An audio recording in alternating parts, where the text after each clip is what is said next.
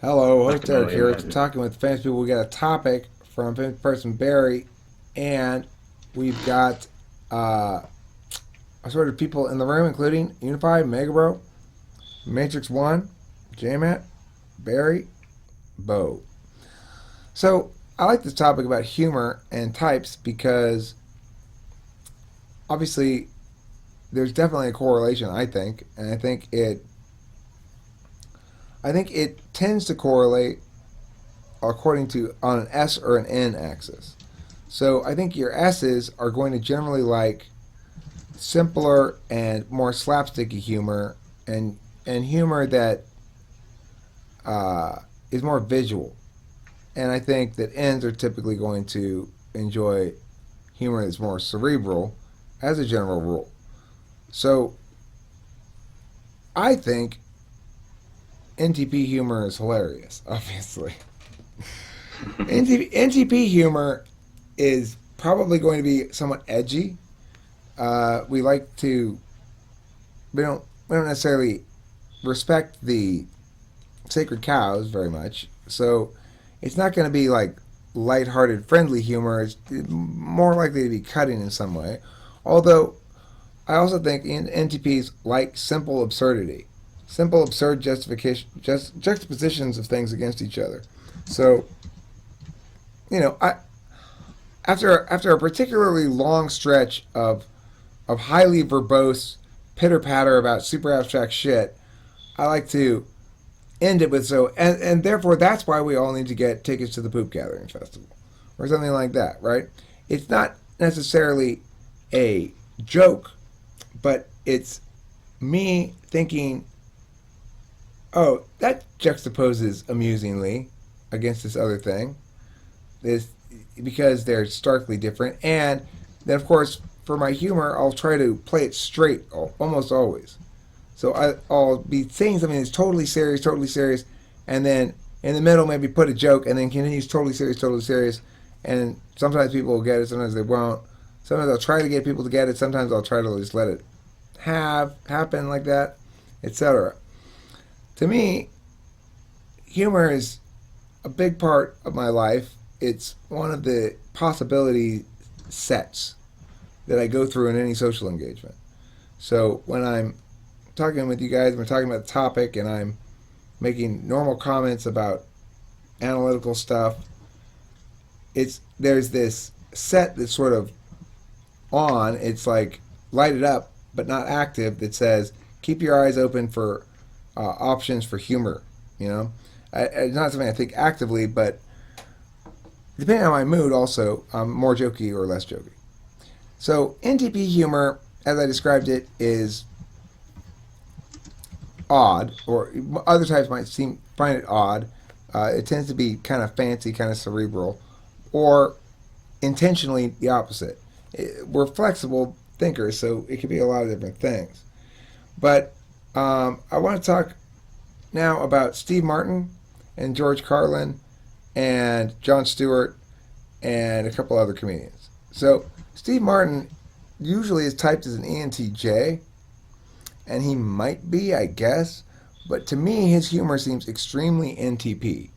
If you've ever read the book Cruel Shoes, it's a joke, it's kind of a comedy book that he wrote, and I think it's totally unbelievably hilarious, is what I think it is. But it's textbook NTP absurdism.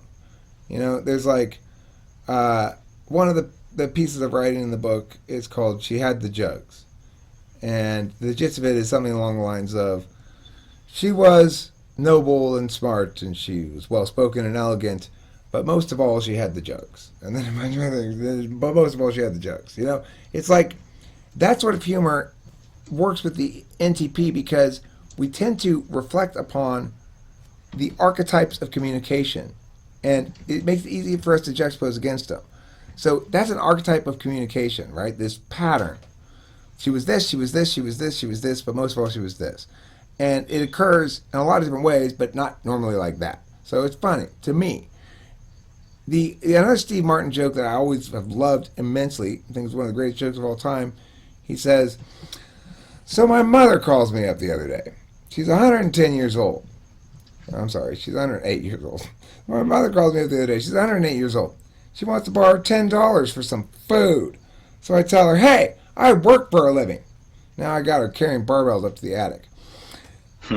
That is, again, not a joke, right? It doesn't really have a punchline to it. It's just ridiculous. Yeah. It's just ridiculous. So that's NTP type stuff, I think. But again, he's usually types ENTJ.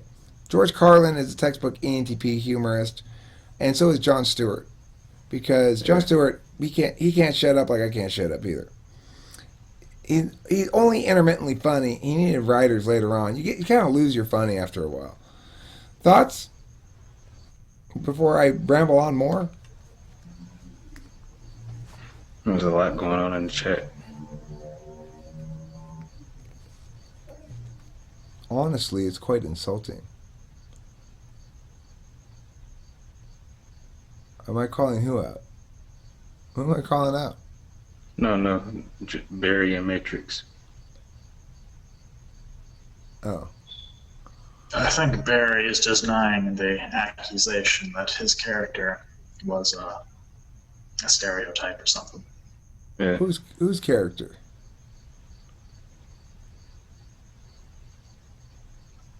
I don't know what's going on. I can't follow all that shit. That's too complicated for me. Yeah, Matrix is calling out Barry. Read the full discussion. that's not gonna happen right now. Okay, so the other types that are good humorists, I think INFJs are often very funny. Corey's hilarious. Yeah. Their humor is consistently surprising. It's shorter than ENTP humor. It requires fewer words, but it's still word based. Like unlike slapsticky ESTP humor, which is just awful. And I know two INFJs. We got a pretty similar sense of humor. Did any of you guys like the Three Stooges? I see used to that have on cassette tape. on cassette tape. Yeah, Uh, I'm a '90s baby. was it audio only or what? No, it was from I think it was the '80s. Or You no, mean it a was VCR tape? yeah VCR. Yeah, Yeah, the cassette see tape that's is the little tapes that you play audio on. yeah that's a young guy. Well, because I think the Three Stooges are a perfect example of ESTP humor. I don't get it. Yes, he poked him in the eye. Why is that funny? And yes, now he went like this. Woo! Why is that funny? I don't understand it at all, right? Only people who possibly like the Three Stooges are ESTPs. Like my drummer made some suggestions about funny things he could do as we start the show when we play a live show, and he's like, "Hey, we could try this." I'm like, let's not. What Let's about not do a that. Blue Man Group? What is the Blue Man Group? What the hell is that? What is that? What do You they don't know the do? Blue They Man just Group? dance around. I mean, I know what they are, but I'm saying I don't get what they do. They just They dance around. I don't know. They play music and they don't talk. They just joke Are they mimes? physically. Yeah, like moms. Okay. See, they're if they were being honest with us all, they'd say the Blue Man Mime Group, and then nobody would go see them. Nobody wants to go see mimes. But if they call themselves the Blue Man Group, now all of a sudden they're not mimes anymore. I guess. Are they funny? Are they supposed to be funny? Is that why it's relevant? Not Or really, no? Okay. Well, let me see if I can think of other because they don't talk. comedians that I think are specific to a type. I would say that somebody like Roseanne Barr is making very fe heavy jokes. Like she might be like an ENFJ or something. Um, Yeah, I would say that Carol Burnett was an ENFP. And let's see what this. Jesus Christ, uh, Bo, that is not what we were talking about. I'm reading it. Okay. Okay. So, somebody like Mel Brooks is probably an ENTP, I would guess. Somebody like Jim Carrey is probably that. I would say is an ENTJ. That's ENTJ humor, I think. And somebody like Chris Rock would be. Jim Uh, Carrey is ENTJ humor for you? yeah, or possibly Like in ENFJ. Airplane? What about humor like, I don't know, in Airplane or Naked Gun or something? Well, that feels like NTP humor to me, more or less. Oh yeah? You think so? Like Yeah. because, well, yeah, I actually agree this kind of stupid, like I enjoy this kind of stupid humor the most, but like why would it, you know, an imaginative type like that, like you and I enjoy something just, completely ridiculous like this. I mean, I It's, make all kinds of humor like that, so I mean, I know why I yeah. enjoy it. It just makes me laugh. But the thing is, you got to remember also there are a lot Yeah, of but there types has that to be aren't. reason. That there are a lot of types that Most aren't. Eric enjoys it because it makes him laugh. No, there's a reason to this, and he knows it because he is an I NP. know it. I don't think I do know what make. I mean, I don't know. Sometimes I just get in the mood and I start doing funny voices and I just start making myself laugh. I don't know what else to tell you. There's a video of me. It's called Delinoration. If you search TWFP Delinoration, you can watch me. One night I'm like really tired and just I've been up too long or whatever, and I come up with this idea that I'm going to make up and try to convince everybody it's a real word, a word called delinoration, which is half means the meaning of delineate and half means the meaning of iterate. So, and the word is delinoiterate. And when I thought of this and I tried to make videos playing it straight of me convincing people that delinoiterate was a word, I just couldn't. I couldn't even get out one word of it. I was laughing so hard, and it was. It's not like I'm faking it or anything. There was nobody else here. I was just seriously sitting here, fucking dying of laughter, trying to be serious, and been trying to pretend like delinoiterate was a word. I can't give you any explanation why, except that that's the mood I was in, and it just seemed fucking hilarious to me at the time.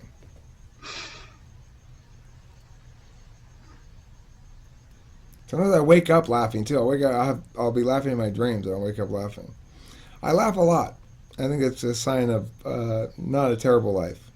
You know, Yeah, if you me laugh too. a lot. So I think the types that aren't funny or don't attempt humor much. ES, ES anything. That's wrong. Who do you think's funny in the ESs? Well, I know an ES who like jokes all the damn time, and just to get him to Which talk about anything which kind of ES? seriously, ES what? ES, ESTP and ENESFP. okay, well look, I agree. ESTPs try to be funny, but they're not. That's my point. And ESFPs, I mean, they want to What, perform. They may perform in that area as well. what's your definition? Like they're not funny to you? Yeah, they're Is funny that to what you me. said? Yeah, because their jokes are dumb. ESTP jokes are dumb. They're like, you know, oh, I know, I'll wear this funny wig or something like that. It's no, the Isn't jokes. this the kind of ridiculous humor that you would enjoy? No, not a funny wig. There's nothing absurd about that. It's like here's a gesture of comedy, and let's not have any interesting deflective angle from that. Let's just gesture of comedy. Everybody laugh. No, that's not funny.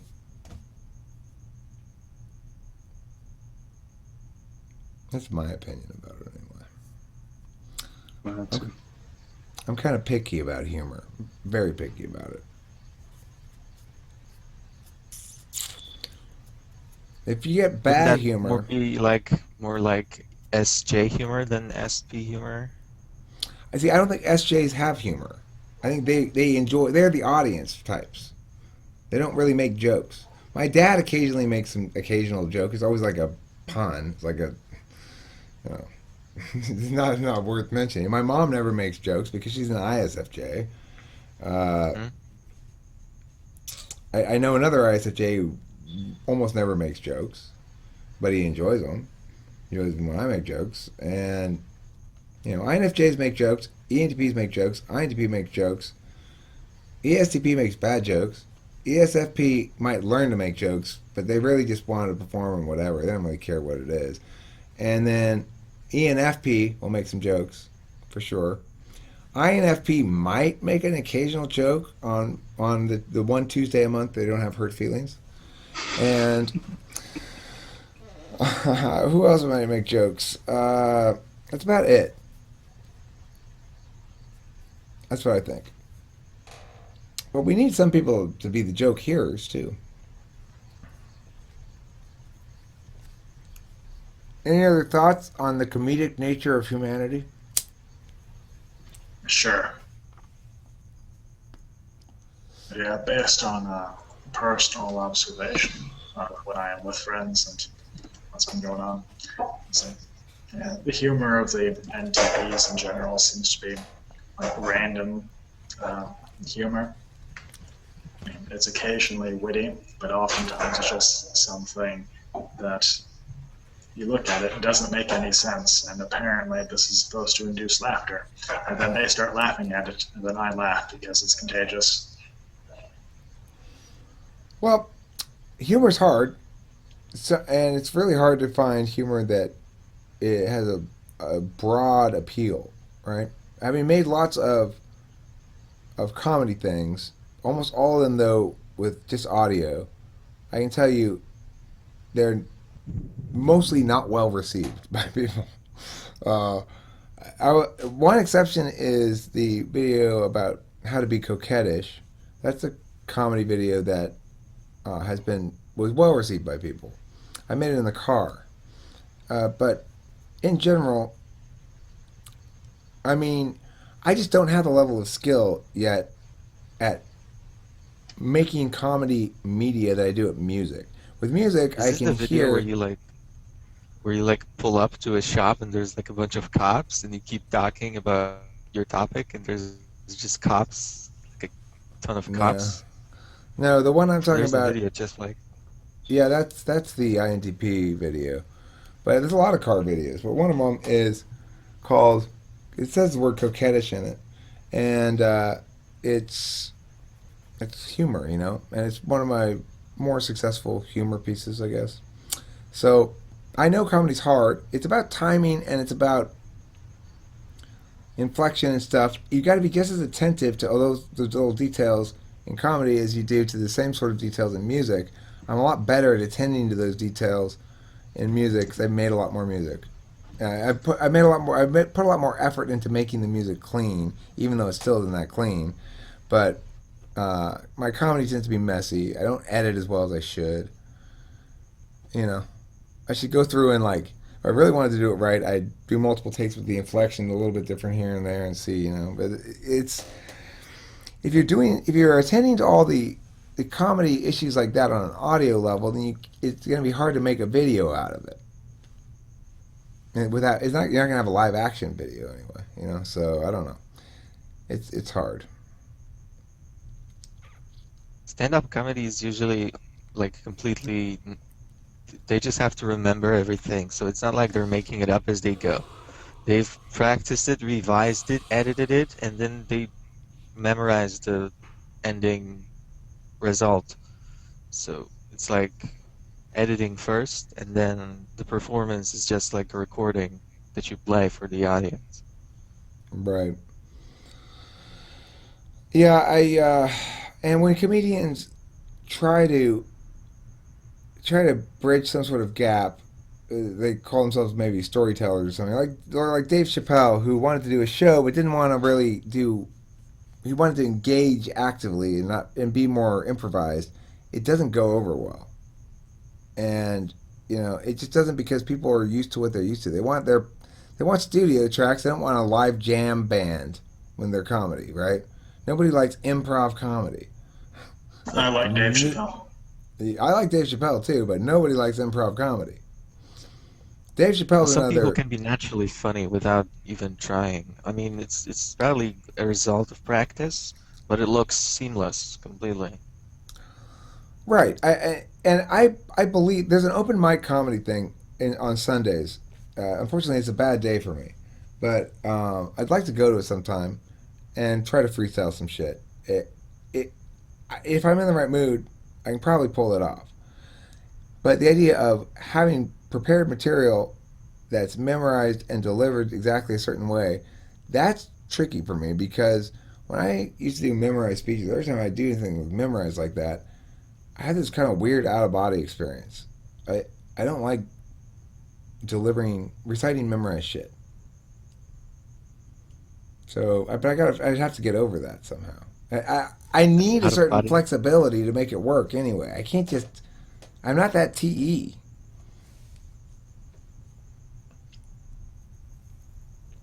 What kind of out of body experience? What do you mean? I mean, I start to get like vertigo, kind of. Like, I feel like I'm looking You're down. being stressed. I feel like I'm looking down on myself, but I'm not visually looking down on myself. But I feel like my my like body is upside down almost, or something. And it was weird, because I used to do speech and debate, right? I did mostly improvisational events. I did impromptu speaking, I did spontaneous argumentation, and then I did prep debate events, which the speeches are still improvised. You're just reading certain pieces of evidence sometimes. There's nothing memorized in it. But then I also did a memorized speech event called Original Oratory, where I wrote a speech and memorized it and delivered it. And I did pretty well in that event, but I often had that experience, and I determined at that point I didn't like doing the memorized events because of that experience. It made me feel weird because I'm not having to, because it's the wrong mental process. I should be generating the thinking as I'm doing it, and instead I'm remembering something as I'm doing it. That's weird. It sounds like your consciousness was flipping to the left hemisphere. Hmm. Maybe. I mean, it's a weird feeling.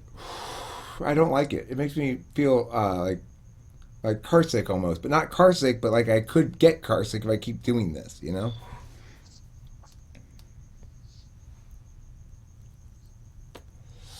That would tend to suggest then that I really stay out of the left hemisphere. It's just like I just don't ever go over there at all, or what?